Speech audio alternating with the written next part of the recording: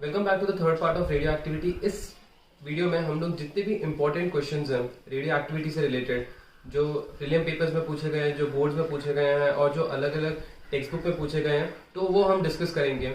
काफी सारे ऐसे क्वेश्चंस हैं जो सेम टाइप के हैं, बट मैं सेम टाइप के सारे क्वेश्चंस नहीं करवाऊंगा बिकॉज वो टाइम कंज्यूमिंग होगा। तो मैं जितने भी अलग अलग वेराइटीज है, ठीक है, या फिर जो अलग अलग टाइप के क्वेश्चंस पूछे जा सकते हैं, हम लोग उसको इस वीडियो में डिस्कस करेंगे। ठीक है, तो चलिए हम पहले क्वेश्चन से शुरुआत करते हैं। तो सबसे पहला क्वेश्चन जो है वो है as compare to beta particle and gamma rays कौन सा ट्रू है। ठीक है, इसमें से कौन सा सही है। पहला ऑप्शन है alpha particle are the only one और the only one to carry charge. क्या ये सही है? नहीं, क्योंकि बीटा भी चार्ज कैरी करता है, नेगेटिव चार्ज कैरी करता है, अल्फा पॉजिटिव चार्ज कैरी करता है, तो अल्फा ही नहीं है जो सब चार्ज कैरी करता है, तो पहला वाला रॉन्ग है। दूसरा है alpha have greatest ionising effect. क्या ये सही है? हाँ बिल्कुल। क्यों? क्योंकि अल्फा पार्टिकल क्या होता है, He2+ होता है ना, और ये बहुत ही हाईली पॉजिटिवली चार्ज होता है, एयर में से पास करता है, सबको आयनाइज करते हुए जाता है, तो इसकी आयनाइजिंग इफेक्ट या जो इसका आयनाइजिंग पावर है वो बहुत ज्यादा है। तीसरा जो है वो है alpha particles have greatest penetrating power. क्या ये सही है? नहीं, क्योंकि सबसे ज्यादा पेनिट्रेटिंग पावर किसकी होती है? सबसे ज्यादा पेनिट्रेटिंग पावर होती है गामा की। गामा की पेनिट्रेटिंग पावर सबसे ज्यादा होती है। और जो डी है वो है अल्फा पार्टिकल हैव लोएस्ट मास। क्या ये सही है? नहीं। क्यों सही नहीं है? क्योंकि अल्फा बीटा गामा इन तीनों में से सबसे कम मास किसका होता है? इसका होता है। सबसे कम मास मतलब नेग्लिजिबल होता है इसका मास, ठीक है, ऑलमोस्ट जीरो होता है, तो इसलिए इसका मास सबसे कम होता है। तो ये भी गलत है, ये भी गलत है, ये भी गलत है। जो सही है वो है ऑप्शन नंबर 2। ठीक है, चलिए नेक्स्ट हम डिस्कस करते हैं। नेक्स्ट है N isotope of uranium has मास 235। सो एक आइसोटोप है, आइसोटोप ऑफ यूरेनियम जिसका मास नंबर है 235 और इसका जो एटॉमिक नंबर है वो है 92। ठीक है, what are the number of electrons, इसमें कितने इलेक्ट्रॉन्स होंगे, calculate the number of electron. तो सबसे पहला सवाल ये है कि इलेक्ट्रॉन इसमें कितने होंगे। अब हमको पता है इलेक्ट्रॉन क्या होता है, केमिस्ट्री में हमने पढ़ा कि जितने प्रोटॉन होंगे उतने ही इलेक्ट्रॉन होंगे, तो इसमें प्रोटॉन कितना है। देखो हमको पता है एटॉमिक नंबर क्या होता है, atomic number is equal to number of proton, और हमको पता है मास नंबर क्या होता है, प्रोटॉन प्लस न्यूट्रॉन होता है। तो number of electron is nothing but number of proton, और प्रोटॉन कितना है 92 है, तो नंबर ऑफ इलेक्ट्रॉन कितने होंगे 92 होंगे। दूसरा पार्ट है इसमें प्रोटॉन कितने होंगे, तो वही है सेम ही है, प्रोटॉन भी 92 होंगे, और न्यूट्रॉन कितने होंगे। तो देखिए न्यूट्रॉन निकालना है तो आप सिंपली क्या कर सकते हो, मास नंबर माइनस एटॉमिक नंबर। आप ये भी याद रख सकते हो, मास नंबर माइनस एटॉमिक नंबर आपको क्या देगा, आपको वो देगा न्यूट्रॉन, नंबर ऑफ न्यूट्रॉन्स। ठीक है, तो मैं सिंपली मास नंबर माइनस एटॉमिक नंबर कर देता हूं। 235 माइनस 92 कितना देगा, 143। सो न्यूट्रॉनिक वैल्यू कितनी होगी, या न्यूट्रॉन नंबर कितने होंगे 143। ठीक है, फिर नेक्स्ट है do all the isotopes have the same number of neutron. तीसरा सवाल ये है कि do all the isotopes have same number of neutron. क्या ये सही है? देखो आप पहली बात तो एक समझने की कोशिश करो, do same number of neutron का मतलब क्या होता है कि न्यूट्रॉन नंबर्स जो होते हैं वो सेम होने चाहिए। अब मान लीजिए मैं एक आइसोटोप ले लेता हूं Cl3517 और एक और है Cl3717। अब आप मुझे एक बात बताइए, इसमें न्यूट्रॉन कितना है, क्या होगा, मास number minus atomic number gives me number of neutron, है ना। तो मास नंबर कितना है 35 है, एटॉमिक नंबर कितना है, एटॉमिक नंबर है 17, तो 35 में से 17 निकाल दोगे आप तो कितना बचेगा आपके पास, समवेयर अराउंड 18 बचेगा नंबर ऑफ न्यूट्रॉन, 18। ठीक है, आई होप आपको समझ में आ रहा है। Mass number minus atomic number is equal to number of neutron. ठीक है, तो न्यूट्रॉन कितना आ गया इसमें 18 आ गया। अब हम इसमें देखते हैं, तो 37 माइनस 17 मास नंबर माइनस एटॉमिक नंबर कितना देगा आपको 20। समझ लो, तो इन दोनों में जो न्यूट्रॉन नंबर्स है वो इक्वल नहीं है, और वो कभी हो भी नहीं सकते। आइसोटोप्स में आपको कभी सेम नंबर ऑफ न्यूट्रॉन नहीं मिलेंगे। क्यों? क्योंकि आप इस वैल्यू को फिक्स रख के आप अगर ऊपर वाली वैल्यू को चेंज करोगे तो आपका आंसर कभी भी, इन दोनों का आंसर कभी भी सेम नहीं आएगा। जैसे अगर मैं आपको एग्जांपल बताता हूं, आइसोटोन्स मतलब होता है, आइसोटोन्स का मतलब क्या होता है, आइसोटोन्स का मतलब होता है सेम नंबर ऑफ न्यूट्रॉन होता है। ठीक है, अब मान लीजिए मेरे पास जैसे K3919 है और जो दूसरा है वो है Ca4020।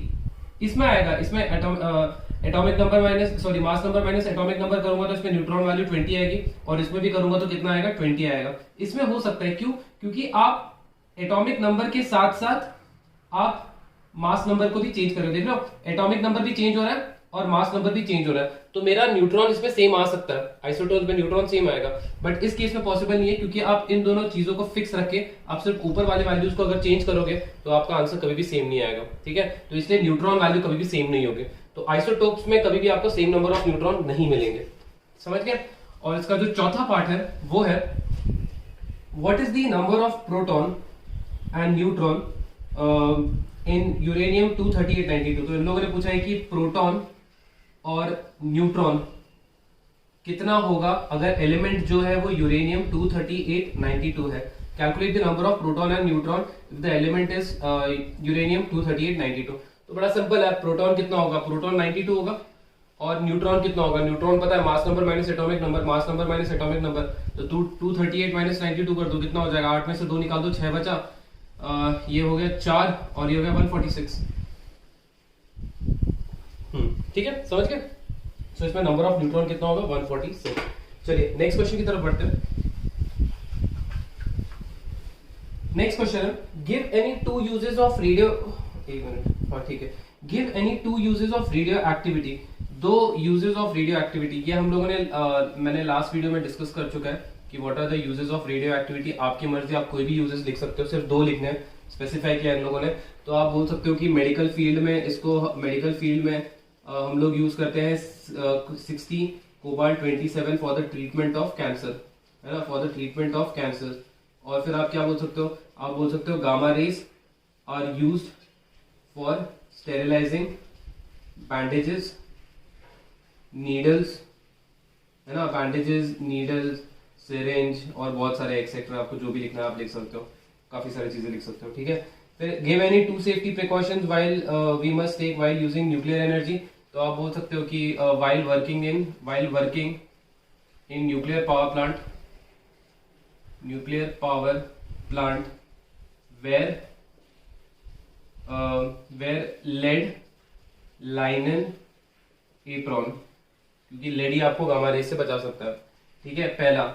और दूसरा है कि आप दूसरा इसमें लिख सकते हो कि while handling nuclear fuel always use lead Tong.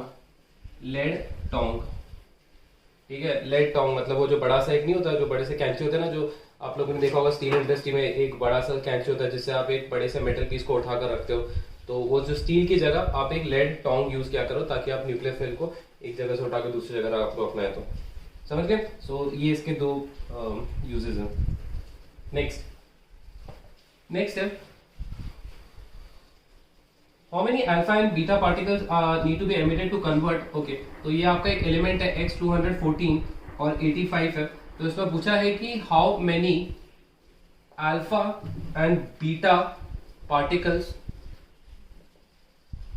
Need to be emitted. कितने अल्फा और बीटा पार्टिकल को एमिट होना पड़ेगा ताकि आपका ये 214X85 कन्वर्ट हो जाए Y20281 में, 20281 में। ठीक है, अच्छा ओके। हमको पता है कि और कुछ बोला, how many alpha and beta particle बोला, चलो ठीक है ओके। अब आप एक बात समझने की कोशिश कीजिए, जब अल्फा एमिशन होता है तब क्या होता है, atomic number decrease by 4 and mass number decrease by 4 and atomic number decrease by 2। और अगर बीटा होगा तो मास नंबर पे कोई अफेक्ट नहीं होगा, नो अफेक्ट या फिर नो चेंज। ठीक है, और एटॉमिक नंबर पे कितना होगा, एटॉमिक नंबर पे होगा इंक्रीजेस बाय 1। अगर ये 2 अल्फा एमिशन होगा तो ये इंटू टू हो जाएगा, अगर ये 2 बीटा एमिशन होगा तो ये इंटू 2 हो जाएगा। ठीक है, मतलब आपका atomic number will increase by 2। अगर ये ये अगर ये 4 अल्फा एमिशन होगा तो ये इंटू 4 ये इंटू 4 हो जाएगा, मतलब mass number will decrease by 4 4 जा 16, 16 से मास नंबर कम होगा, और atomic number will decrease by 4 2 जा 8, एटॉमिक नंबर 8 से कम होगा। ठीक है, तो ये आपको पता होना चाहिए। चलो अब हम देखते हैं कि भाई कितना अल्फा और कितना बीटा निकलेगा। ठीक है, तो मैं सबसे पहले अल्फा कंसिडर करूंगा। ठीक है, तो मास नंबर पहले कितना था, मास नंबर था पहले 214 और अभी कितना हो गया 202 हो गया। इन दोनों के बीच का डिफरेंस कितना है, इन दोनों के बीच का डिफरेंस 12 है, मतलब मेरा जो मास नंबर है, ठीक है, मेरा मास नंबर 12 से कम हुआ है। अब देखिए बीटा एमिशन में तो मास नंबर कोई चेंज नहीं होता, तो ये जो है ये अल्फा एमिशन से इसका लेना देना है। ठीक है, तो आप मुझे एक बात बताइए, मास नंबर आपका 12 से कब कम होगा?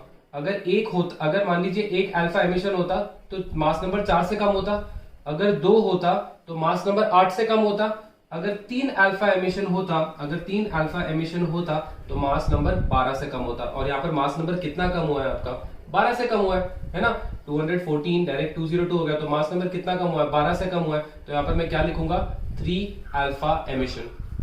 ठीक है, 3 अल्फा एमिशन लिखूंगा मैं। तो ये कितना हो जाएगा, यहाँ पर मुझे चाहिए क्या, मुझे चाहिए Y20281 चाहिए। ठीक है, तो अभी हम देखते हैं। तो जब इसका 3 अल्फा एमिशन होगा तो मुझे यहाँ पर क्या मिलेगा, मुझे यहाँ पर मिलेगा x1 3 अल्फा एमिशन हुआ ना, मतलब मास 4 3 12, तो ये 12 से कम हो गया, तो ये हो जाएगा 202, और एटॉमिक नंबर ये कितना हो जाएगा, इंटू 3 हो जाएगा, सो 2 3 6, तो ये आपका 85 6 से कम हो जाएगा। तो 85 अगर 6 से कम हो गया तो कितना हो जाएगा, 85 अगर 6 से कम हो गया तो वो हो जाएगा 79। तो अगर मेरा जब 3 अल्फा एमिशन होगा तो वो मेरे को ऐसा मिलेगा, बट मुझे तो ये चाहिए, है ना, मुझे तो ये चाहिए। तो मैं क्या करूंगा, मैं अभी यहाँ पर बीटा एमिशन करूंगा, क्योंकि मास नंबर फिक्स हो गया ना, मास नंबर चेंज नहीं हो रहा है, मुझे सिर्फ एटॉमिक नंबर को चेंज करना है, तो मेरा अभी बीटा एमिशन होगा। यहाँ पर कितना होगा देखते हैं। देखिए 79 था, ये 81 है, तो मेरा मास नंबर 2 से बड़ा है, मास नंबर मेरा 2 से बड़ा है। तो अगर एक बीटा एमिशन हुआ होता तो मास नंबर 1 से बढ़ता, अगर 2 बीटा एमिशन हुए होते तो एटॉमिक नंबर 2 से बढ़ता। तो यहाँ पर मेरा एटॉमिक नंबर 2 से बड़ा है ना, तो मैं यहाँ पर क्या लिखूंगा, 2 बीटा एमिशन। समझ गए? तो पहला जो होगा 3 अल्फा एमिशन होगा, तब मेरे को 202 x1 79 मिलेगा, फिर उसके बाद और 2 बीटा एमिशन होगा तो ये 79 और 2 से बढ़ जाएगा, वो 81 हो जाएगा। तो मेरे को जो रिजल्टेंट है वो ऐसा मिलेगा, मतलब how many alpha and beta particles needs to be emitted, 3 alpha particle needs to be emitted and 2 beta particles need to be emitted. ठीक है, चलिए, so this was about how many alpha and beta particles needs to be emitted when 214x85 needs to be converted into 202y81। ठीक है, चलिए next part है इसका कि alpha, beta और गामा। ठीक है, अल्फा, बीटा और गामा, इनको आप अरेंज करो in the descending order of penetration power. Decreasing का मतलब होता है सबसे बड़ा पहले, फिर उसके बाद फिर छोटा, और सबसे लास्ट में सबसे छोटा है। तो सबसे डिक्रीजिंग ऑर्डर, सबसे ज्यादा पेनिट्रेशन पावर किसका होता है, गामा का होता है, फिर बीटा का होता है, फिर अल्फा का होता है। ठीक है, चलिए नेक्स्ट है an alpha particle captures first 2 electrons. तो क्या होगा, देखिए याद कीजिए, मैंने आपको लास्ट वीडियो में बताया था अल्फा पार्टिकल का मतलब क्या होता है। अल्फा पार्टिकल का मतलब होता है He2+ होता है, मतलब हीलियम एटम जो रहता है, हीलियम एटम को 2 प्रोटॉन और 2 न्यूट्रॉन रहता है न्यूक्लियस में, और इसके अराउंड 2 इलेक्ट्रॉन रहते हैं। ठीक है, ये हीलियम एटम है। अगर मैं इसमें से एक इलेक्ट्रॉन को निकाल दूंगा तो ये He+ हो जाएगा, और एक और इलेक्ट्रॉन निकाल दूंगा तो ये He2+ हो जाएगा। तो मतलब ये क्या बन जाएगा, ये अल्फा पार्टिकल बन जाएगा जब आप 2 इलेक्ट्रॉन निकाल देते हो।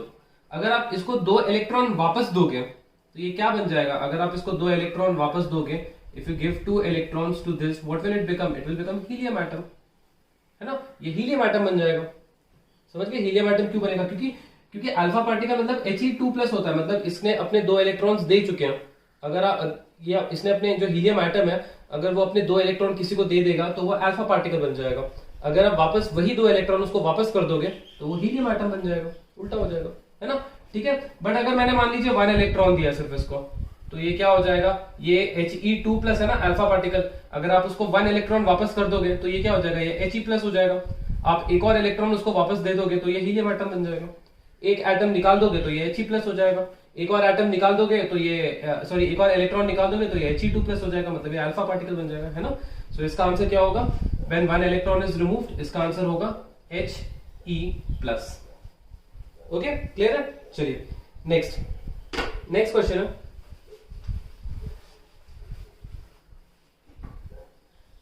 डैश सफर मैक्सिमम डिफ्लेक्शन इन इलेक्ट्रिक फील्ड। सबसे ज्यादा डिफ्लेक्शन मतलब सबसे ज्यादा कौन सा रे जो है सबसे ज्यादा डिफ्लेक्ट करता है, या सबसे ज्यादा जो पार्टिकल है सबसे ज्यादा कौन सा डिफ्लेक्ट करता है जब आप उसको इलेक्ट्रिक फील्ड में छोड़ते हो। तो मान लीजिए इधर 2 प्लेट है और इधर नेगेटिव है और ये पॉजिटिव है। हालांकि इसको हमने फर्स्ट वीडियो में डिस्कस कर चुका है, बट मैं वापस बता देता हूँ, सॉरी सेकंड वीडियो में डिस्कस किया इसको हमने। तो ये नेगेटिव है, ये पॉजिटिव है, ठीक है। अब मैंने क्या किया, मैंने इसमें से यहाँ से 3 रेज छोड़े हैं। यहाँ से एक मैंने छोड़ दिया अल्फा, यहाँ से मैंने छोड़ दिया बीटा, गामा छोड़ देते हैं, और यहाँ से हम लोग बीटा छोड़ देते हैं, ठीक है। तो होगा क्या, ये जो अल्फा पार्टिकल जैसे ही ये 2 इलेक्ट्रिक फील्ड के बीच में आएगा ना, ये ऐसे जाएगा, ठीक है। क्यों, क्योंकि अल्फा पॉजिटिवली चार्ज है, तो जो पॉजिटिव वाला पार्ट है वो तो नेगेटिव से ही अट्रैक्ट होगा ना, तो इसलिए इस तरह बेंड होगा। गामा में कोई चार्ज नहीं है, ये एक वेव है, इसका कोई चार्ज है नहीं, इसको कुछ लेना देना नहीं है, ये निकल जाएगा सीधा। बट हम बात करें अगर बीटा की, बीटा का चार्ज क्या होता है, बीटा का चार्ज नेगेटिव होता है, और नेगेटिव किससे अट्रैक्ट होगा, पॉजिटिव से अट्रैक्ट होगा, तो ये ऐसा जाएगा। बट हमारा सवाल ये नहीं है, हमारा सवाल ये है कि सबसे ज्यादा डिफ्लेक्ट कौन सा करेगा।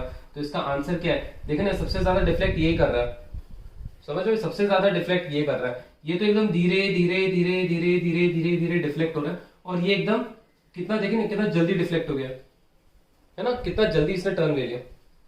ओके, अब ये ऐसा होता क्यों है, देखिए ऐसा इसलिए होता है क्योंकि बीटा का जो मास होता है ना इज वेरी लेस।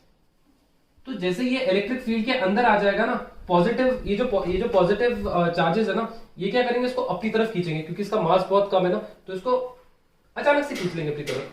तो जैसे इसको वो लोग अचानक से अपनी तरफ खींचेंगे तो क्या होगा, ये ऐसे बेंड हो जाएगा। अल्फा पार्टिकल की जो जहां तक बात है, अल्फा पार्टिकल, एक मिनट,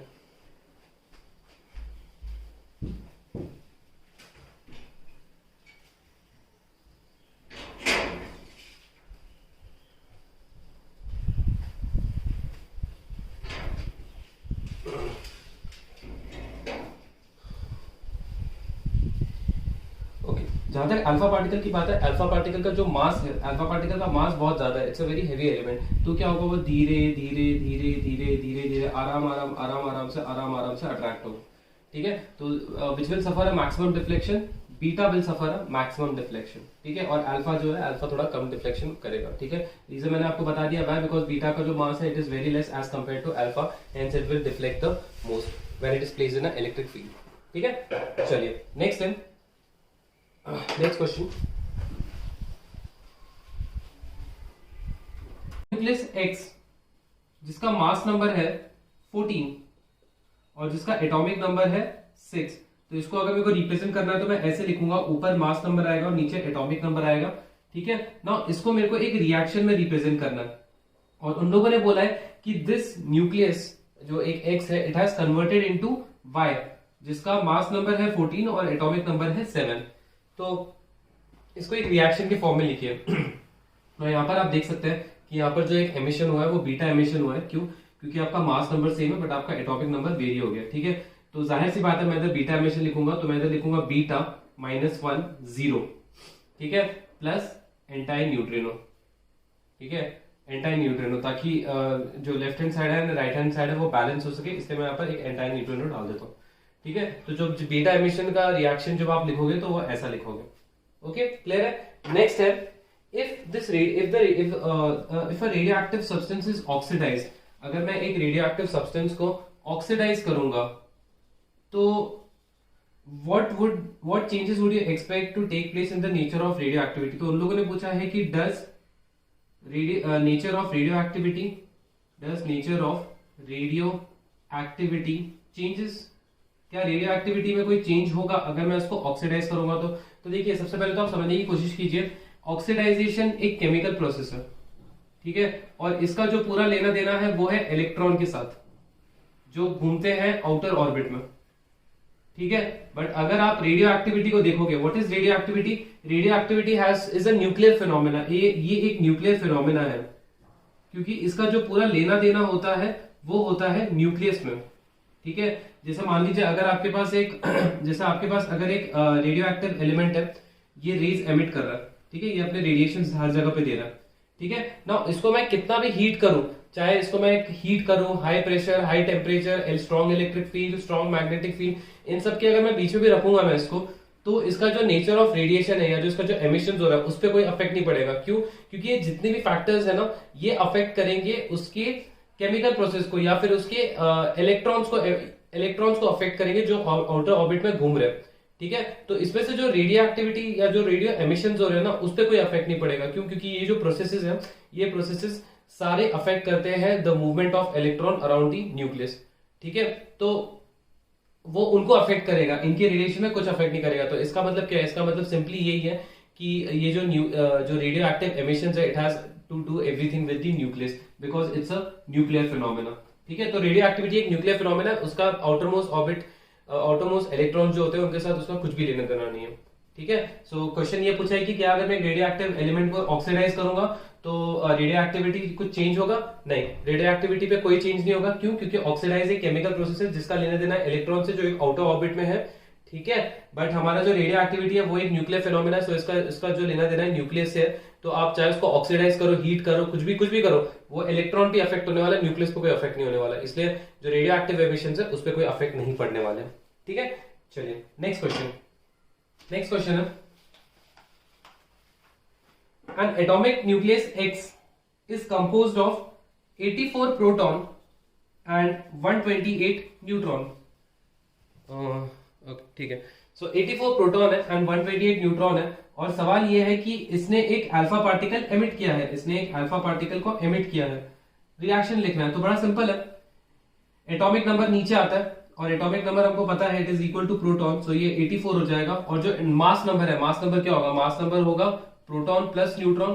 तो प्रोटॉन कितना है? 84 है, न्यूट्रॉन कितना है? 128 है, तो मास नंबर कितना आएगा? 8 और 4 12, 8 10, 8 2 10 11 और ये 212, तो मेरा मास नंबर कितना आएगा? 212 आएगा। ठीक है, 8 4 12 हो गया, हाँ ठीक है तो ये 212 आएगा ना। इसमें अल्फा एमिशन हुआ है, अगर अल्फा एमिशन हुआ है और एक ही अल्फा पार्टिकल निकला है तो मेरे को क्या मिलेगा? मेरे को मिलेगा x1।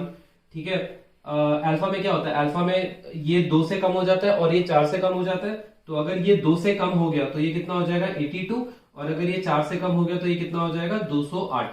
ठीक है, बट रिएक्शन बैलेंस नहीं है, तो बैलेंस लिखने के लिए मैं यहाँ पर लिख दूंगा अल्फा 4 अल्फा 2।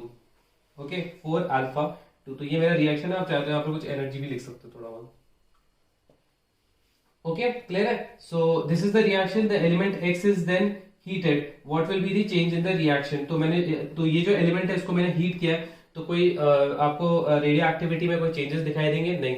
अगेन वही रीजन है, क्योंकि जो हीटिंग है इट्स अ केमिकल प्रोसेस जिसमें आप आउटरमोस्ट इलेक्ट्रॉन पे अफेक्ट पड़ेगा उस पे, बट जो भी रेडियो एक्टिव एमिशंस है उस पे कोई अफेक्ट नहीं पड़ेगा, because radio active emission has to do completely with the nucleus. और ये जो हीटिंग है, ऑक्सीडेशन है, high temperature, high pressure, it has only to do with the outermost electron.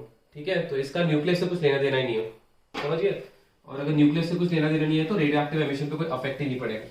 Clear? चलिए नेक्स्ट है Na2411, ये एमिट करता है Mgpq और एक इलेक्ट्रॉन -1 0। तो P को हमको आइडेंटिफाई करना है, तो यहाँ पर आप देख सकते हो कि यहाँ पर एक बीटा एमिशन हुआ है, और हमको पता है कभी भी बीटा एमिशन होता है तो एटॉमिक नंबर 1 से बढ़ता है और ये सेम रहता है, तो P सेम रहेगा, मतलब P 24 होगा, और आपका जो एटॉमिक नंबर है वो 1 से बढ़ जाता है तो Q हो जाएगा 12। तो 12 में से 1 निकाल दो 11 बचेगा, 24 और 0 करोगे तो 24 मिलेगा। ठीक है, चलिए, तो P 24 है और Q 12 है। नेक्स्ट, एक मैग्नेटिक फील्ड है। ठीक है, देखिए ये क्रॉस का मतलब होता है कि ओके,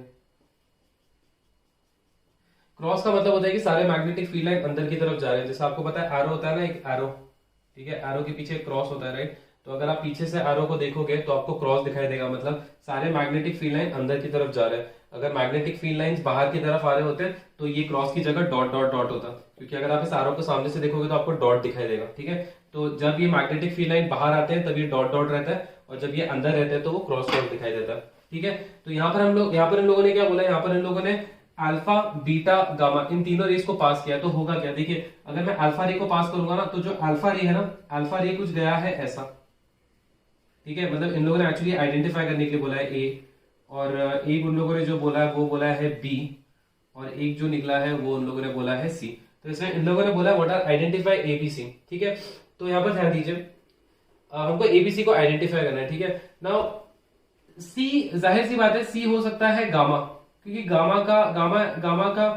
एक वेव है, उसका चार्ज नहीं है कोई, तो वो स्ट्रेट निकल गया। अब बात करते हैं ए और बी क्या होगा। देखिए मैं यहाँ पर यूज करूंगा Fleming's left hand rule. Fleming's left hand rule क्या बोलता है, मोशन फील्ड करंट। ठीक है, मुझे अल्फा का निकालना है डायरेक्शन, तो मैं क्या करूंगा, मैं फील्ड के डायरेक्शन में इसको रखूंगा, और जिस डायरेक्शन में मेरा मोशन लगेगा, ठीक है, जिस डायरेक्शन में मेरा मोशन है वो डायरेक्शन मेरा अल्फा पार्टिकल है। तो जनरली हमेशा याद रखना, कभी भी अगर आपका मैग्नेटिक फील्ड इनसाइड है, तो जो अल्फा का डायरेक्शन होगा वो लेफ्ट हैंड साइड में होगा, मतलब ये अल्फा पार्टिकल है। ठीक है, ये अल्फा पार्टिकल है, और ये जो बी है, बी मतलब ये है बीटा पार्टिकल। ठीक है, this is a beta particle.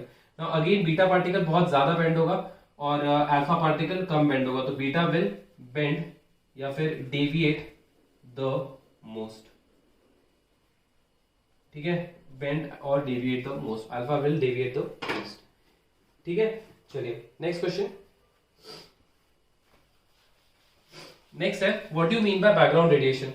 Background radiation का मतलब क्या होता है, ये मैंने आपको लास्ट वीडियो में बताया था, बट मैं आपको फिर भी बता देता हूँ बैकग्राउंड रेडिएशन का मतलब क्या होता है। बैकग्राउंड रेडिएशन का मतलब होता है ऐसे रेडिएशन जो आपके अराउंड है, बट आप उसका जो सोर्स है उसको नहीं देख पाते हो। ठीक है, जो उसका सोर्स है आप उसको देख नहीं पाते हो।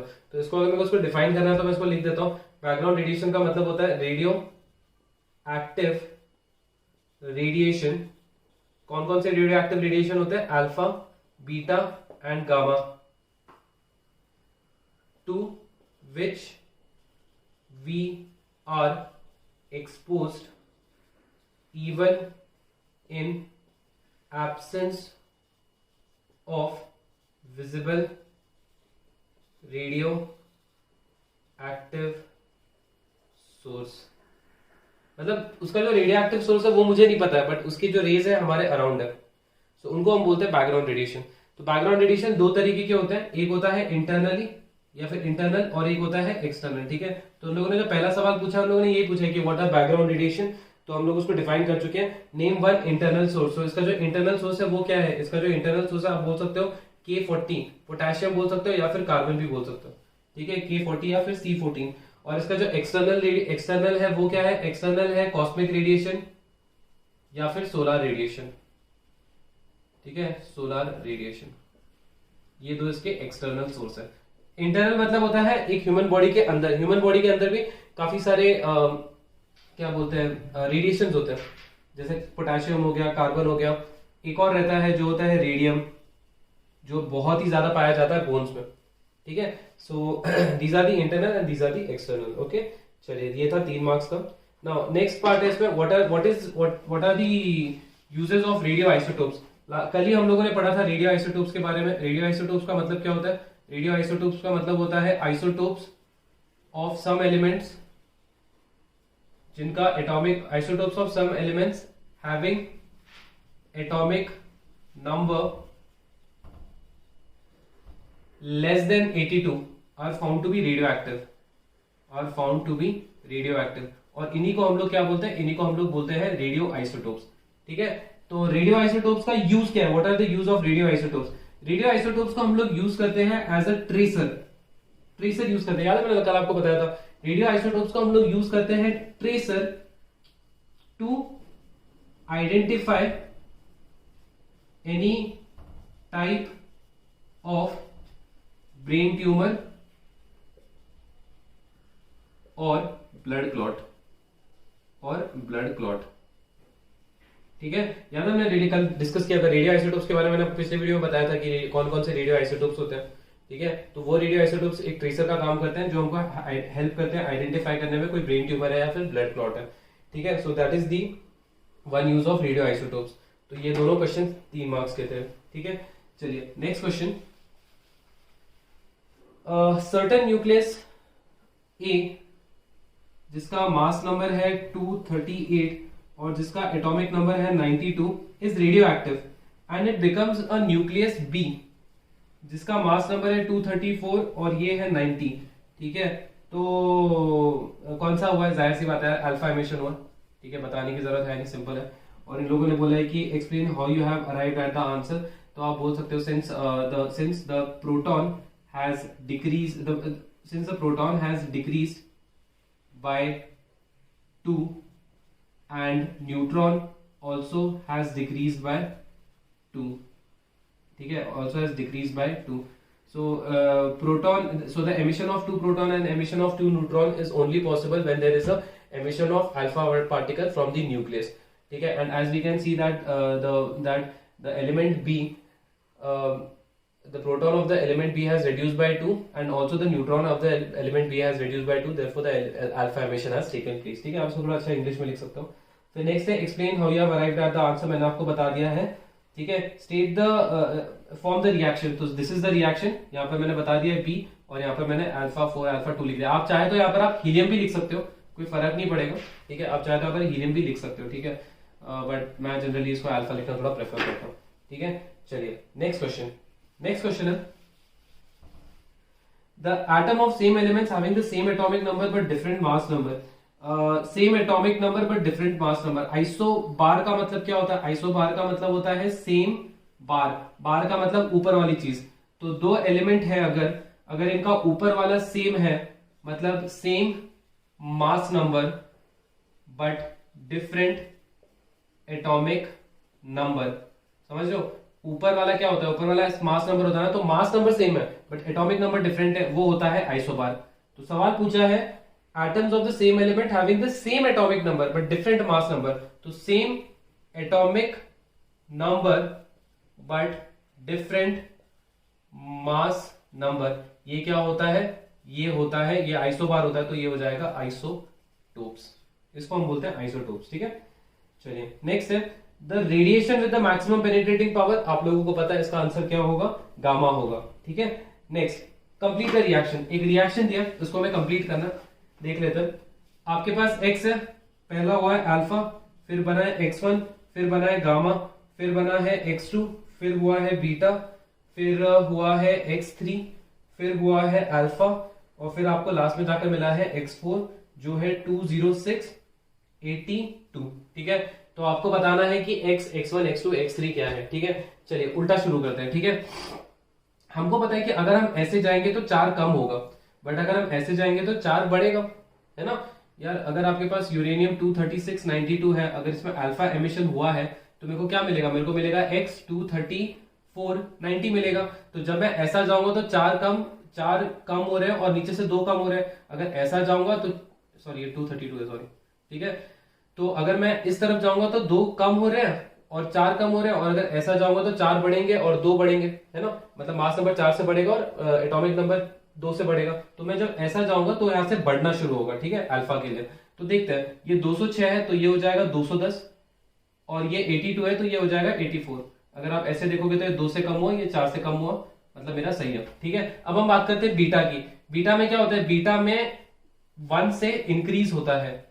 क्या इंक्रीज होता है? Atomic number.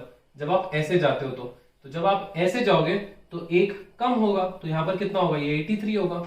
और मास नंबर में कोई वेरिएशन नहीं होता है बीटा में, तो ये 210 होगा।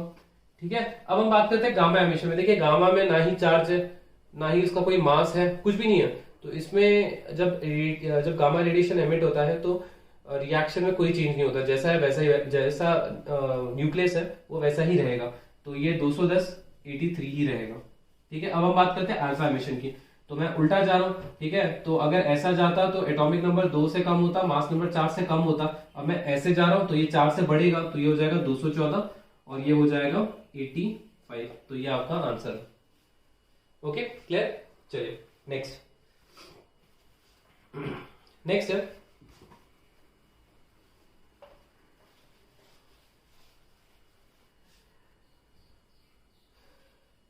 which nuclear emission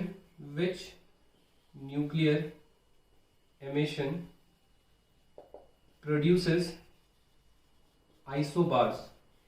कौन से वाले एमिशंस आइसोबार्स प्रोड्यूस करते हैं?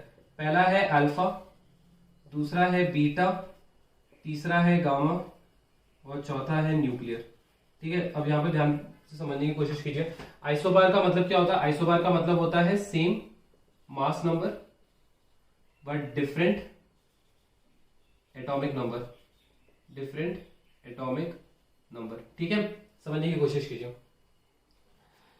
मेरे को इनमें से एक ऐसा देखना है कि जब अल्फा एमिशन होगा या बीटा होगा या गामा होगा तो मास नंबर सेम होना चाहिए, एटॉमिक नंबर डिफरेंट रहा तो भी चलेगा। ठीक है, एटॉमिक नंबर अगर डिफरेंट रहा तो दैट्स आइसोबार। ठीक है, तो जब मैं अल्फा में एमिशन में करता हूं तो अल्फा एमिशन में क्या होता है? अल्फा एमिशन में जो मास नंबर है वो डिक्रीज बाय 4 होता है मास नंबर, और एटॉमिक नंबर जो होता है वो डिक्रीज बाय 2 होता है क्या? Atomic number. ठीक है, तो ये नहीं हो सकता। बात करें गामा की, गामा में तो कोई चेंज ही नहीं होता है, गामा में तो मास नंबर भी सेम होता है और एटॉमिक नंबर भी सेम होता है, तो ये भी नहीं होगा। न्यूक्लियर का भी कुछ लेना देना नहीं है। बात करते हैं बीटा की, अगर आप बीटा देखोगे, बीटा में मास नंबर हमेशा सेम होता है, कोई भी ले लो। जैसे मान लो अगर आपके पास यूरेनियम 235 92 है, अगर इसका मैं बीटा एमिशन करूंगा तो क्या होगा? मुझे मिलेगा x 235 93। तो ये दोनों क्या है? These are isobars. क्यों आइसोबार है? क्योंकि इनका मास नंबर सेम है बट इनका एटॉमिक नंबर डिफरेंट है, तो मेरे को वो हमेशा बीटा में ही पॉसिबल है। वो हमेशा, आप चाहे 2 ले लो, 3 बीटा ले लो, 4 बीटा, मैं चलो यहाँ पर 5 बीटा ले लेता हूं, तो 5 बीटा से कितना हो जाएगा? ये 5 से बढ़ जाएगा तो ये हो जाएगा 97। फिर भी एटॉमिक नंबर पे कोई फर्क पड़ा क्या? या फिर सॉरी, मास नंबर पे कोई फर्क पड़ा क्या? नहीं पड़ा, सिर्फ एटॉमिक नंबर चेंज हुआ है। तो मास नंबर सेम और एटॉमिक नंबर डिफरेंट हमेशा बीटा में ही पॉसिबल है, तो उसका आंसर क्या है? Beta emission. ठीक है, चलिए नेक्स्ट।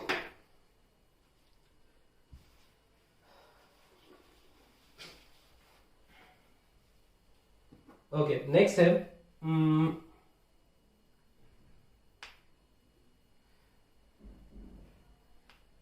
क्वेश्चन वो ये कि explain why alpha and beta particles are deflected in electric field और magnetic field but gamma rays are not deflected in such a field. ठीक है, सवाल ये है कि क्यों अल्फा पार्टिकल और बीटा पार्टिकल ही मैग्नेटिक फील्ड में डिफ्लेक्ट होता है और गामा रेज नहीं डिफ्लेक्ट होता है। सिंपल है सवाल, क्योंकि alpha particle and beta particle के पास चार्जेस भी है और उनका मास भी है, बट गामा रेज के पास ना ही चार्ज है ना ही उसका मास है, that's why it doesn't deflect and it goes straight. ठीक है, नेक्स्ट है कंप्लीट द इक्वेशन। 280 PO 84, इसमें से हुआ है अल्फा एमिशन, आपको मिला है PB डैश डैश, फिर यहां पर हुआ है बीटा एमिशन और आपको मिला है BI डैश डैश। ठीक है, तो हमको बताना है कि ये डैश डैश क्या है। ठीक है, तो जब मेरा अल्फा एमिशन होगा तो ये 4 से कम हो जाएगा, अगर ये 4 से कम होगा तो ये 214 हो जाएगा, और 84 2 से कम हो जाएगा मतलब ये 82 हो जाएगा।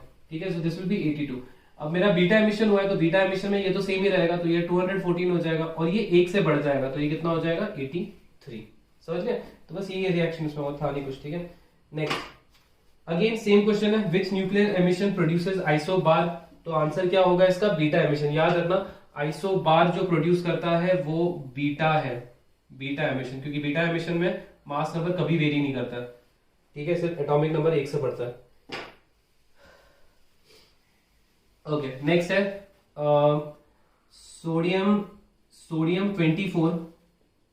ठीक है, decays to magnesium 24। Okay, identify the emitted particle. Okay, तो सिंपल है, सोडियम हो गया, मतलब सोडियम 24 है और ये 11 है। ठीक है, it has been decay to magnesium 24 12। तो यहां पर आप देख सकते हो, यहां पर क्या है? This is a beta emission है, सिंपली ये बीटा एमिशन है ना, क्योंकि मास नंबर सेम है और एटॉमिक नंबर बड़ा है सिर्फ, तो this is the beta emission. ठीक है, और इसका रिएक्शन ये होगा। चलिए next, which one of the following statement is correct? इनमें से कौन से स्टेटमेंट करेक्ट है? ठीक है, which one of them is correct? सबसे पहला है, beta particle does not affect photographic plate. क्या ये ट्रू है? नहीं, ये फॉल्स है, क्योंकि बीटा पार्टिकल जब आप फोटोग्राफिक प्लेट पे पास करोगे ना तो वो उसको अफेक्ट करेगा, ठीक है, तो दिस इज नॉट करेक्ट, ठीक है। सेकेंड है ionising power of alpha is lowest, क्या ये ट्रू है? नहीं, ये भी गलत है, क्योंकि सबसे ज्यादा आयोनाइजिंग पावर ऑफ अल्फा सबसे ज्यादा होती है, ठीक है। तीसरा, deflection of alpha particle is highest as compared to beta, या फिर डेविएशन, डिफ्लेक्शन ऑफ, हाँ, इज हाईएस्ट, सॉरी, हाँ ठीक है, ये भी गलत है, क्योंकि सबसे ज्यादा डेविएशन किसका होता है? बीटा का डेविएशन होता है, ठीक है, तो ये भी गलत है। और चौथा क्या है? चौथा है स्पीड ऑफ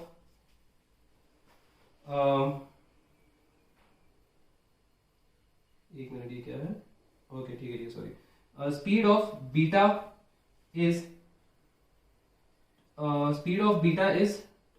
2.5 इंटू, या फिर इसको ऐसे, speed of beta is in between 10 to the power 7 metre पर second to 3 into 10 to the power 8 metre पर सेकेंड। तो इसमें से कौन सा ऑप्शन बहुत ज्यादा क्लोज है? तो इसका आंसर क्या होगा? फोर्थ, क्योंकि जो स्पीड ऑफ बीटा पार्टिकल है ना, वो ना ही 10 to the power 7 होती है, क्योंकि 10 to the power 7 अल्फा की होती है, और 3 into 10 to the power 8 gamma की होती है। तो जो स्पीड ऑफ अल्फा है, जो बीटा है ना, it lies somewhere in the this range. तो एक्चुअली अगर आप देखोगे, इसका स्पीड कभी भी 10 to the power 7 मीटर नहीं होता, तो इसका somewhere around 2 into 10 to the power 8 metre पर सेकेंड की स्पीड से रहता है बीटा का, ठीक है। बीटा की स्पीड इतनी रहती है, 2 into 10 to the power 8 metre पर सेकेंड, बट वो भले ही हमेशा गामा से वो कम रहेगा। ओके, चलिए नेक्स्ट है, एक स्टेटमेंट दी है, आपको बताना है कि ये ट्रू है या फॉल्स है, ठीक है। स्टेटमेंट ये है कि speed of gamma radiation is 90% speed of light. Is this true और फॉल्स? Justify your answer. तो इसका आंसर है फॉल्स। नहीं, क्यों? क्योंकि स्पीड ऑफ गामा रेडिएशन कितना होता है? स्पीड ऑफ गामा रेडिएशन होता है, ठीक है, स्पीड ऑफ गामा रेडिएशन जो होता है वो होता है 3 into 10 to the power 8 metre पर सेकेंड। तो वो 90% स्पीड ऑफ लाइट भी तो इतनी होती है ना, तो इसका 100% होता है एक्चुअली। अगर ये 100% होता ना तो करेक्ट था हमारा answer. Speed of gamma radiation is 100% speed of light. Okay, चलिए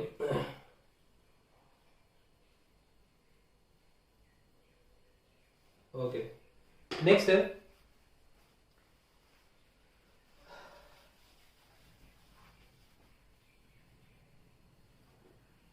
क्वेश्चन है, is it possible for hydrogen nucleus to emit alpha particle? क्या इसके लिए पॉसिबल है? तो इसका आंसर है नहीं। क्यों? क्योंकि अल्फा पार्टिकल के एमिशन के लिए क्या चाहिए? 2 प्रोटॉन और 2 न्यूट्रॉन चाहिए। बट अनफॉर्चुनेटली हाइड्रोजन के पास क्या होता है? हाइड्रोजन जो है, हाइड्रोजन के पास एक ही प्रोटॉन होता है, ठीक है। हाइड्रोजन के पास सिर्फ एक ही प्रोटॉन होता है, तो जिस चक्कर में ये अल्फा पार्टिकल कभी भी एमिट नहीं कर पाएगा। ओके, समझ गए? चलिए नेक्स्ट क्वेश्चन है। नेक्स्ट क्वेश्चन एक बड़ा इंटरेस्टिंग क्वेश्चन है, मैं चाहता हूं आप सब लोग भी सॉल्व करें।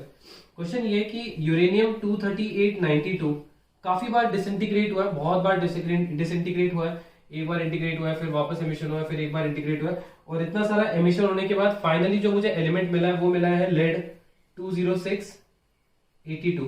तो सवाल ये है, इसमें कितने अल्फा पार्टिकल एमिट हुए हैं और कितने बीटा पार्टिकल एमिट हुए हैं, आपको वो बताना है। ओके, कितने हुए एमिशन, कितने हुए इसके, ठीक है। तो देखिए ये क्वेश्चन है, ठीक है। तो अब आप बोलोगे ओके वेट अ सेकंड, मतलब हमको ये निकालना है ना, ये कितना है, एक तो ये निकालना है और यहां से यहां तक कौन सा हुआ था, और मतलब अल्फा और बीटा कितने निकले। ओके ठीक है, तो यहां पर ध्यान दीजिए, मैं बीटा को थोड़ा साइड में रख देता हूं अभी फिलहाल के लिए, हम बात करते हैं अल्फा की ना। हमेशा स्टार्ट करो अल्फा से, ठीक है, थोड़ा इजी हो जाता है। क्यों इजी होता है बताता हूं आपको मैं, क्योंकि देखिए अल्फा पार्टिकल में मास नंबर वेरी करता है और एटॉमिक नंबर भी वेरी करता है, ठीक है। अब मान लीजिए इसका पहले इसका एटॉमिक नंबर कितना था, इसका मास नंबर कितना था, इसका मास नंबर 238 था और अभी कितना हो गया 206 हो गया। तो कितना इसका जो मास नंबर है वो कितना डिक्रीज हुआ है, it has decrease almost by 32 mass number इसका 32 से डिक्रीज हो गया। मतलब अगर मैं 4 अल्फा 2, ठीक है, मतलब अगर मैं यहां पर 8 लिखता, अगर 8 टाइम्स अल्फा एमिशन होता, तो आप अगर नोटिस करोगे अगर 8 टाइम अल्फा एमिशन होता, मतलब अल्फा एमिशन जब होता है तो हमारा मास नंबर कितने से कम होता है, 4 से कम होता है, और एटॉमिक नंबर कितने से कम होता है, एटॉमिक नंबर 2 से कम होता है। अगर 2 अल्फा एमिशन होगा तो ये आपका 4 टू 8, 8 से डिक्रीज होगा, और ये कितना हो जाएगा, ये 2 टू 4, ये 4 से डिक्रीज होगा, ठीक है। अगर आप इधर 3 रखते तो ये 3 से होता और ये 3 से होता, मतलब ये 12 हो जाता और ये आपका हो जाता 6। तो उसी तरह यहां पर कितना है, 32 है, 32 से आपका मास नंबर कम हुआ है। 32 से मतलब मैं यहां पर अगर 8 लिखूंगा तो ये 32 हो जाएगा, मतलब मेरा 8 अल्फा एमिशन हुआ है, मतलब मेरा ये 8 है, तो मतलब मेरा जो इसका एटॉमिक नंबर है वो 16 से डिक्रीज होगा। आप समझने की कोशिश करें क्या हो रहा है, आपका जो मास नंबर है वो 32 से कम हुआ है, 32 या 32 से आपका मास नंबर डिक्रीज हुआ है। मतलब जब मेरा 8 टाइम्स अल्फा एमिशन होगा तो मेरा आप देख सकते हो कि मास नंबर 8 4 32 से मेरा मास नंबर डिक्रीज होगा, और जो मेरा एटॉमिक नंबर है वो 16 से डिक्रीज होगा, ठीक है। चलिए, तो अभी हमको पता है कि एक ऐसा एलिमेंट मेरे को मिल चुका है जो है 238 माइनस 32 कितना होता है, ये हो जाएगा 206, और ये हो जाएगा 16। सो 92 माइनस 16 कितना होता है, 92 माइनस 16 होता है ये 6 हो गया, और आप इसको 76 ले लो, तो आपका ये हो जाएगा 76। परफेक्ट। तो मेरे यहाँ पर कितने एमिशन हुए, 8 अल्फा एमिशन हुए, तो अल्फा पार्टिकल कितने एमिट हुए, 8 हुए। ओके, बट फिर भी मेरे को 82 नहीं मिला मेरे को 82 चाहिए। चलो मेरा मास नंबर तो सेम हो गया, बट मेरा एटॉमिक नंबर अभी भी डिफरेंट है, मेरे को 82 चाहिए। तो मैं यहाँ पर क्या करूंगा, अगर मुझे यहाँ पर 82 चाहिए तो मैं क्या करूंगा, मैं यहाँ पर इसको कितने से बढ़ा दूंगा, इसको मैं 6 से बढ़ा दूंगा, और 6 से बढ़ा दूंगा। एटॉमिक नंबर बढ़ता कब है, जब बीटा एमिशन होता है। तो यहाँ पर मैं कितना बीटा एमिशन करूंगा, 6 बीटा एमिशन करूंगा। तो यहाँ पर एमिशन कितना होगा, बीटा पार्टिकल एमिट कितने होंगे, 6 होंगे, समझ जाओ। तो जब मैं 8 अल्फा करूंगा तो 206 76 हो जाएगा, बट मेरे को पीबी 206 82 चाहिए। तो मैं क्या करूंगा, मैं ये तो फिक्स होने वाला है, ये तो फिक्स ही रहेगा। तो मैं यहाँ पर बीटा एमिशन यूज करूंगा, क्योंकि मेरा मास नंबर फिक्स चाहिए मेरे को, और एटॉमिक नंबर को मेरे को बढ़ाना है।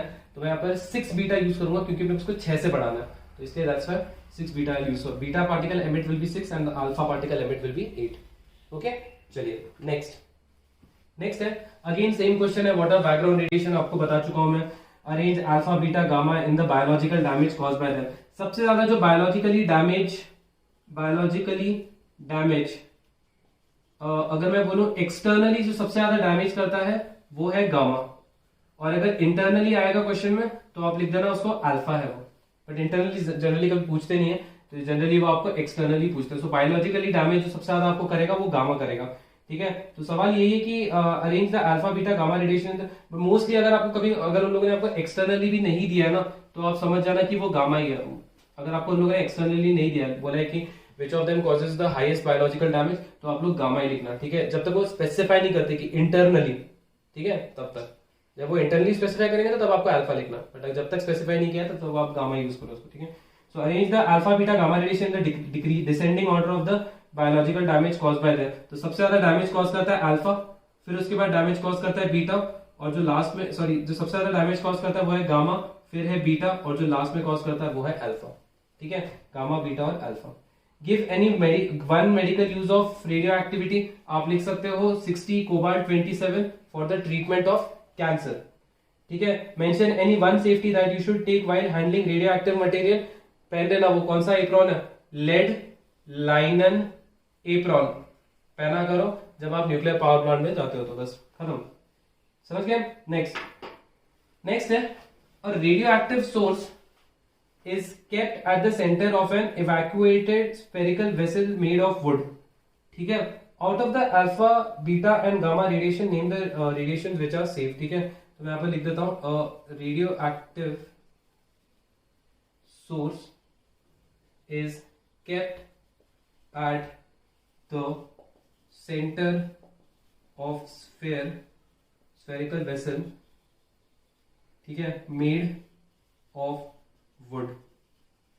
ठीक है, तो which radiation is safe and why, which radiation is safe and why, तो इसमें से कौन सा रेडिएशन सेफ होगा। अब आप मुझे एक बात बताइए, अल्फा बीटा गामा, सबसे ज्यादा पेनिट्रेटिंग पावर किसकी है, इसकी है।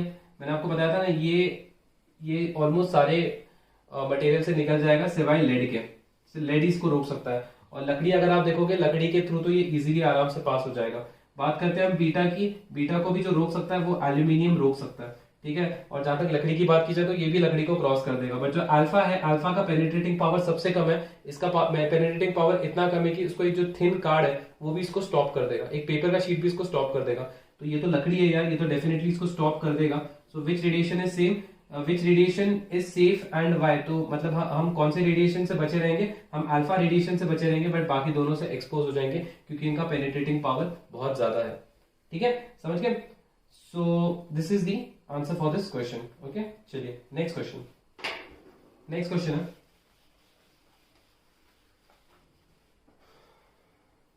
इन बीटा एमिशन, जब बीटा एमिशन होता है, in beta emission from radioactive substance, electron is ejected,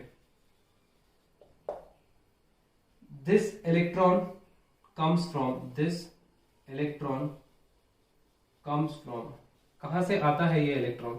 ठीक है, तो बीटा एमिशन में मैंने आपको बताया, बीटा एमिशन में क्या होता है, जब न्यूट्रॉन ज्यादा हो जाते हैं प्रोटॉन से, तो न्यूट्रॉन कन्वर्ट होते हैं प्रोटॉन में, और इसी दौरान वो लोग क्या करते हैं, वो एक इलेक्ट्रॉन रिलीज करते हैं।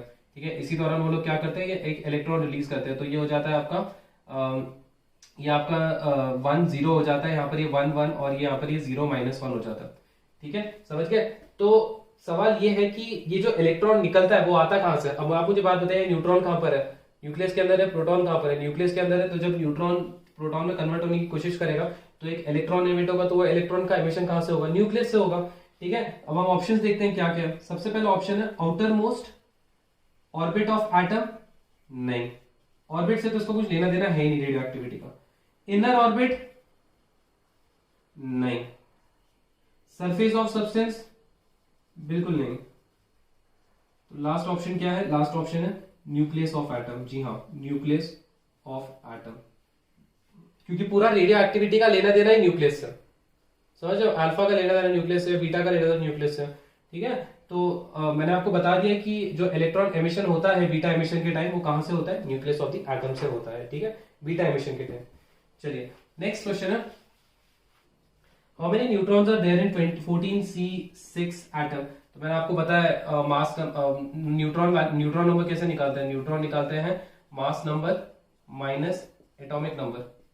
मास नंबर कितना है, 14 है, एटॉमिक नंबर 6 है, तो आंसर कितना आएगा, 8। तो नंबर ऑफ प्रोटॉन, या सॉरी नंबर ऑफ न्यूट्रॉन कितना होगा, 8, प्रोटॉन कितना होगा 6, दोनों को ऐड करोगे तो 14 मिलेगा। ठीक है, okay next, which of the following particle show maximum deviation after passing through the electric field. Alpha beta gamma electric field में से पास कर रहे हैं, सबसे ज्यादा which will bend the most, सबसे ज्यादा बेंड कौन सा होगा, आंसर क्या है, beta. Beta will bend the most because its mass is very low.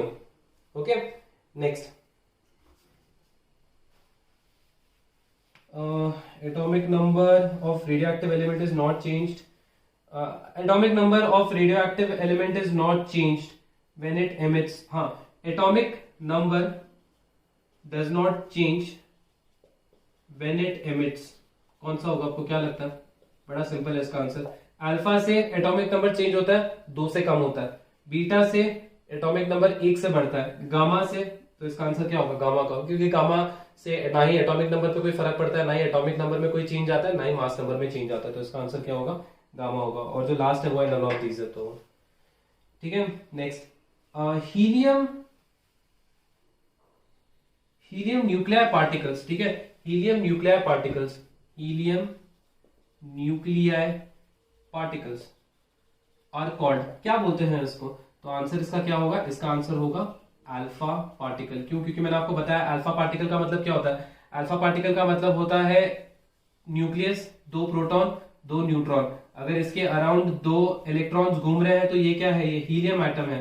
जब आप इसमें से एक इलेक्ट्रॉन को निकाल दोगे तो ये He प्लस हो जाएगा, आप एक और को निकाल दोगे तो ये He2 प्लस हो जाएगा। ठीक है, ये कितना हो जाएगा, ये हो जाएगा He2 प्लस हो जाएगा। तो अभी आपके पास क्या बचा है, अभी आपके पास अभी सिर्फ हीलियम का न्यूक्लियर बचा है, और इसी को हम लोग क्या बोलते हैं, इसी को हम लोग अल्फा पार्टिकल बोलते हैं। समझे, अल्फा पार्टिकल मतलब He2 प्लस अल्फा पार्टिकल और हीलियम न्यूक्लियर, ये तीनों एक ही चीज है। आप इसमें एक इलेक्ट्रॉन ऐड कर दो तो ये प्लस हो जाएगा, एक और इलेक्ट्रॉन ऐड कर दो तो ये हीलियम एटम बन जाएगा। तो तब ये जो हीलियम एटम है, इट्स नॉट इक्वल टू, मतलब that is not called alpha particle, क्योंकि अल्फा पार्टिकल में there is only helium nuclear and there are no electrons. समझ गए?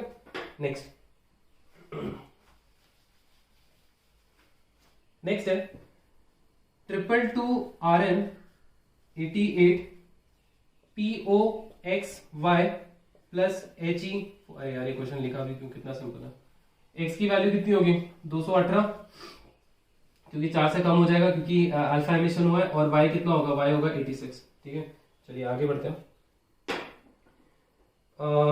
Name the radiations which are negative in charge. Radiations negative in charge कौन सा है, beta.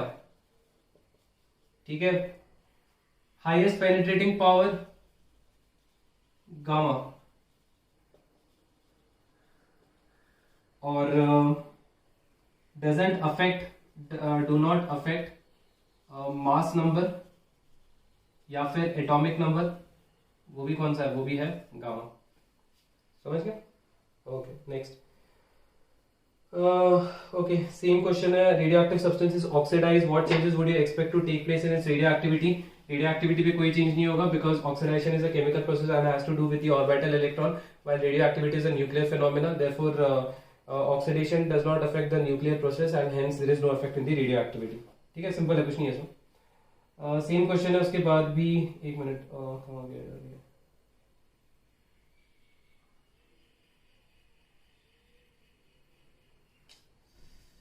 Okay, just a second, ये हो गया था हमारा, और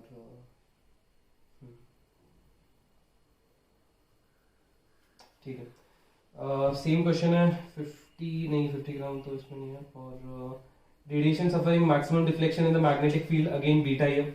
ठीक है, what do you mean by radioisotopes, बता चुका हूं मैं। Isotopes of some elements which are whose atomic number is less than 82 are found to be radioactive. These elements are called radioisotopes. ठीक है, और सेम है, सिंपल है। Background radiation आपको मैं बता चुका हूँ। Give two example from both internal source and external source. आप लोग इंटरनल सोर्स में रेडियम लिख सकते हो, पोटेशियम K14 लिख सकते हो, K40 लिख सकते हो, C14 कार्बन लिख सकते हो, और एक्सटर्नल सोर्सेज में आप सोलर रेडिएशन, कॉस्मिक रेडिएशन लिख सकते हो। ठीक है, फिर उसके बाद what is the number of neutrons, simple है। लीस्ट पेनिट्रेटिंग रेडिएशन किसका है, अल्फा का है। ठीक है, ओके, एक क्वेश्चन दिखा देता हूँ तो मेरे को थोड़ा सा, हालांकि सिंपल है बट थोड़ा घुमा फिरा कर दिया होगा। क्वेश्चन सिंपल है। Radio active material undergoes decay by ejecting electron। ठीक है, तो ऑप्शन है कौन सा इसमें से हुआ है। ठीक है, electron present in the nucleus, possible ही नहीं हो। ठीक है, दूसरा ऑर्बिटल इलेक्ट्रॉन, पॉसिबल ही नहीं, क्योंकि रेडियो एक्टिविटी, ये जो मटेरियल डीके हुआ है बाय इजेक्टिंग अ इलेक्ट्रॉन। ठीक है, तो ऑर्बिटल इलेक्ट्रॉन का रेडियो एक्टिव एमिशन से कुछ लेना देना नहीं है, इसको भूल जाओ। थर्ड ऑप्शन है electron from DK of neutron. तो मेरा करेक्ट आंसर ये है, क्योंकि मैंने आपको अभी रिएक्शन बताया था, न्यूट्रॉन कन्वर्ट होता है प्रोटॉन में बाय एमिटिंग अ इलेक्ट्रॉन। ठीक है, so the electron from the decay of the neutron, radio active material undergoes decay by ejecting electron. कहां से इलेक्ट्रॉन होता है, electron is emitted by the decay of the neutron in the nucleus. ठीक है, तो इसका आंसर क्या है, ऑप्शन नंबर सी। ओके, चलिए नेक्स्ट है, सेम है यार। Will the particle element have the ability of ionising gas. ठीक है, छोड़ दीजिए। ओके, सिंपल है सवाल। ठीक है, या इक्वेशन ही है कुछ ऐसा है कि रेडियो एक्टिव एलिमेंट P है, decays to give 3 alpha particle and 2 beta particle and form element Q। ठीक है, एटॉमिक नंबर इसका जो और जो मेरे को फाइनली क्यू मिलता है ना, उसका एटॉमिक नंबर 230 है और इसका सॉरी इसका मास नंबर 230 है और उसका एटॉमिक नंबर 90 है। आपको उसको एक रिएक्शन में बताना है, ठीक है। ओके, हमको उसको एक रिएक्शन में बताना है, ठीक है।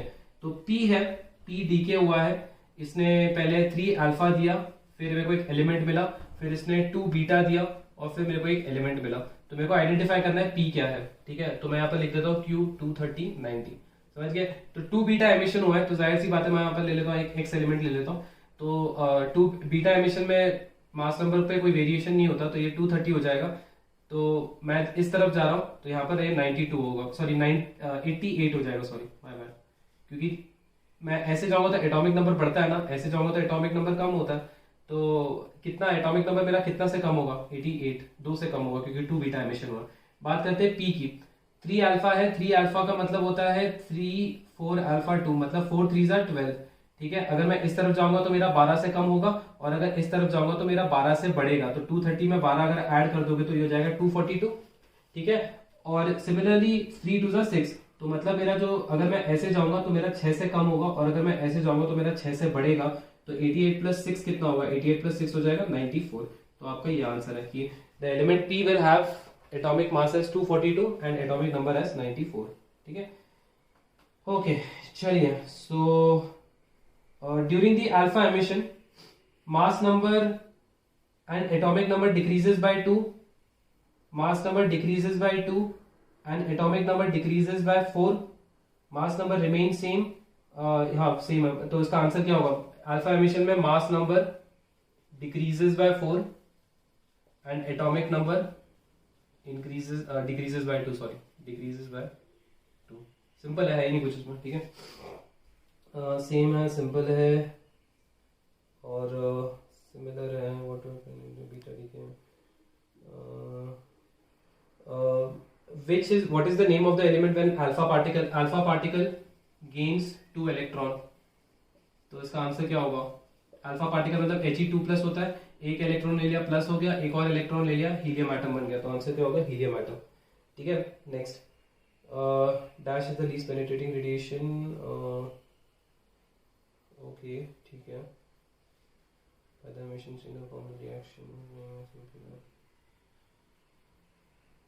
ओके, ये क्वेश्चन है कि what happens inside the nucleus that causes emission. अच्छा ठीक है, एक क्वेश्चन है, ठीक है। क्वेश्चन बड़ा इंटरेस्टिंग है। क्वेश्चन ये है कि यहाँ पर एक पेपर रखा हुआ है और यहाँ पर एक स्क्रीन लगाया हुआ है, ठीक है। तो इसमें से मैंने अल्फा को भी पास किया है, बीटा को भी पास किया है, गामा को भी पास किया है। तो क्या मुझे शैडो दिखाई देगा? तो आंसर है मुझे शैडो दिखाई देगा, but that will be a faint shadow, that will be a faint shadow. क्यों फेंट शैडो है? क्योंकि पेपर ने सिर्फ अल्फा को रोका हुआ है, बट बाकी दोनों पास हुए हैं, तो मेरे को थोड़ा फेंट शैडो मिलेगा, समझ गए। जब मैंने पेपर यूज किया तो पेपर, बट अगर मान लो इसकी जगह मैं पेपर ना यूज करके अगर मान लो मैंने एक लेड यूज किया होता, मैंने क्या यूज किया होता, एक लेड यूज किया होता, लेड, तो इस पेपर पे मुझे शैडो मिलता, क्या मुझे डार्क शैडो मिलता है, फेंट शैडो मिलता। तो मैं अल्फा पास करूंगा, अल्फा नहीं जाएगा, बीटा भी नहीं जाएगा और गामा भी नहीं जाएगा। तो यहाँ पर जो इसका मुझे प्रोजेक्शन जो मिलेगा, यहाँ पर इसका जो मुझे प्रोजेक्शन मिलेगा वो मुझे मिलेगा एक डार्क मिलेगा, डार्क शैडो मिलेगा इसका मुझे। क्यों? क्योंकि कोई रेज आ ही नहीं रहा। अगर कोई रेज आ ही नहीं रहा है तो इसका जो पीछे वाला जो पार्ट होगा वो डार्क ही होगा, है ना। तो दैट्स वाई आपको शैडो, तो याद रखना कभी भी अगर आपके इसमें से एक भी रे पास नहीं हो रहा तो आपको डार्क शैडो मिलेगा। अगर एक रे पास हुआ है तो आपको बहुत ही हल्का शैडो मिलेगा। 2 रे पास हुआ है तो उससे थोड़ा सा और फेंट होगा, और बहुत सारे रेज पास हुए हैं तो आपको शैडो बहुत ही कम दिखाई देगा, बहुत कम शैडो दिखाई देगा, ठीक है। तो ये क्वेश्चन था। चलिए नेक्स्ट है, आई थिंक इसमें इतना ही था। Okay, which of the following is the most harmful for human being? Answer है गामा, ठीक है। Most harmful for human being of the 3 radiation which has zero mass. Zero mass भी किसका है? गामा का है। गामा का जीरो मास भी है और सबसे danger is harmful for human being, harmful for human being, ठीक है। नेक्स्ट है radio activity is the characteristic of nucleus, ठीक है। The radioactive source emits 3 type of radiation, कौन कौन से हैं? अल्फा, बीटा, गामा है। ठीक है, बड़ा सिंपल है, पता नहीं मैं डिस्कस भी क्यों कर रहा हूँ यहाँ पर। हाँ ठीक है, उसके बाद सब रिपीटेड ही है आई थिंक, उसके बाद कुछ है नहीं। Correct pair of isotones, isotones के करेक्ट आपको बताना है इसमें से आइसोटोन्स कौन सा है। आपके पास सोडियम है 2311 और मैग्नीशियम 2312, फिर एक है कार्बन 46 एंड कार्बन 3929, एक है आर्गन 4020 और एक है पोटेशियम 3919, और जो तीसरा है वो है नन ऑफ द अबव। तो ये फर्स्ट, सेकेंड, थर्ड, फोर्थ, आपको बताना है इसमें से करेक्ट कौन सा है। आइसोटोन्स बताना, आइसोटोन्स का मतलब क्या होता है? न्यूट्रॉन वैल्यू सेम होनी चाहिए, मतलब मास नंबर माइनस एटॉमिक नंबर।